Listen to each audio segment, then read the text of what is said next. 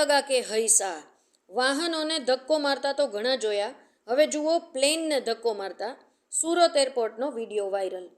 સુરત એરપોર્ટનો એક viral video સામે આવ્યો છે, જેમાં એર એમ્બ્યુલન્સને ધક્કો મારવામાં આવી રહ્યો છે. આ વિડીયો હાલ તો સોશિયલ મીડિયામાં ખૂબ જ વાયરલ થઈ રહ્યો છે. આ વિડીયોને લઈને લખાણ પણ લખવામાં આવ્યું છે કે વાહનોને તો ધક્કો મારતા ઘણા જોયા હશે, હવે જુઓ પ્લેનને ધક્કો મારતા.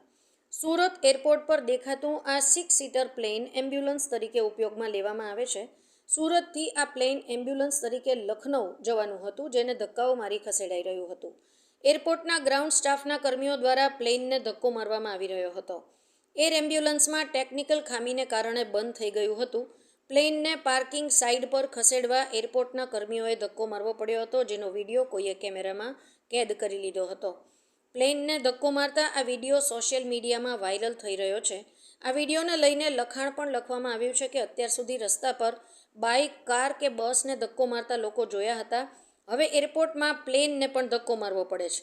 સુરત એરપોર્ટના સતત વિડીયો વાયરલ થવાના કારણે ઘણીવાર ટીકાને પાત્ર પણ બને છે. સૂત્રો પાસેથી મળતી માહિતી પ્રમાણે આ વિડીયો ગત રોજનો છે.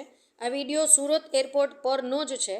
સુરતથી લખનઉ ખાતે એર એમ્બ્યુલન્સ મારફતે લઈ જવાના હતા. આ દરમિયાન પ્લેનમાં ટેકનિકલ પ્રોબ્લેમના કારણે આ સમસ્યા સર્જાઈ હતી. ત્યારબાદ પ્લેનને ધક્કો મારી પાર્કિંગ સાઇડ ખસેડવામાં આવ્યું હતું.